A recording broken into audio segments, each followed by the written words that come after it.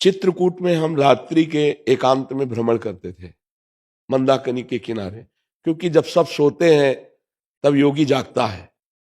तो उस समय हमने देखा एक दृश्य कि एक महात्मा मंदाकिनी की चट पे सोए हुए हैं ऐसे। मुझे लगा कि कुछ विशेष है। जेठ का महीना, अब अंग्रेजी में क्या कहते हैं हमें ज्यादा ज्ञान नहीं होता, जब बहुत गर्मी होती, जेठ जून। हाँ, तो जैसे इस समय हम परिचय देंगे ना तो पूस का महीना हम कहेंगे, पौष। हाँ, हमको अंग्रेजी महीने को ज्यादा ज्ञान नहीं है। तो उस समय जेठ का महीना था। जेठ के महीने में तो अत्यंत गर्मी, और वो एक मोटा कंबल लिए हुए थे। जिस समय आपको एक महीन कपड़ा भी रात के ओढ़ने की इच्छा नहीं, उस समय मोटा कंबल लिए थे। अब हमने इंतजार किया, वो 4 बजे वहां से निकले, तो उनको हमने प्रणाम किया, बात नहीं की, फिर पीछे लगे उनके। नई अवस्था थी हमारी, चूंकि बचपन से बाबा जी हैं, तो 20-25 की अवस्था होगी। तो उनके पीछे लगे और कहा, महाराज जी आप गुरुजन अगर बात नहीं करेंगे तो हम समझ कैसे पाएंगे हमारा सतमार्ग क्या है, आप कृपा करके हमसे बात कीजिए। तो वो पीछे मुड़े, ऐसे देखा, एक मिनट दे दीजिए। वो बैठ गए। उनका हमारा पहला प्रश्न है कि आप उस त्रिकोण, उस पत्थर में क्यों लेटे हैं? तो उन्होंने कहा, हम एकांत प्रिय हैं, इसलिए हमें कोई विक्षेप ना पहुंचाए, इसलिए मंदाकिनी के बीच में। कहा ठीक है।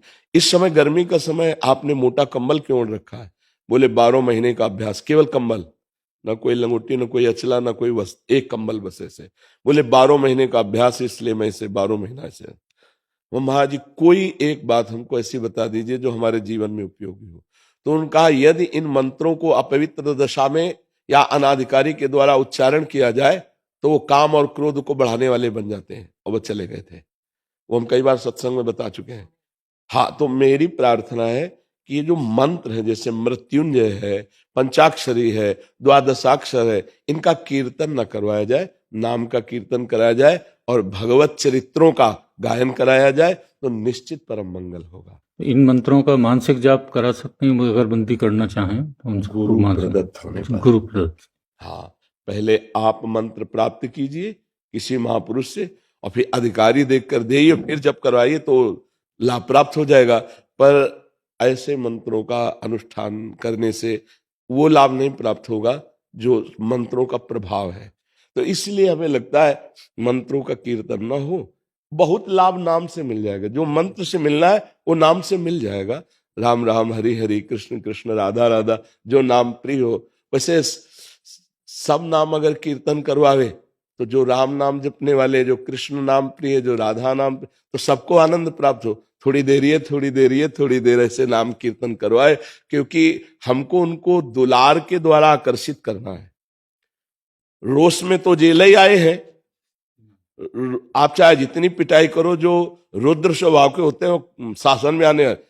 प्रेम एक ऐसी चीज है कि वो अधीन कर लेता है। देखो, पशु भी प्रेम की भाषा समझता है। जब कुत्ता हो ऐसे करो, पूछ डुलाने लगेगा नहीं, और रुद्र दृष्टि से जरा वो भयभीत हो जाएगा।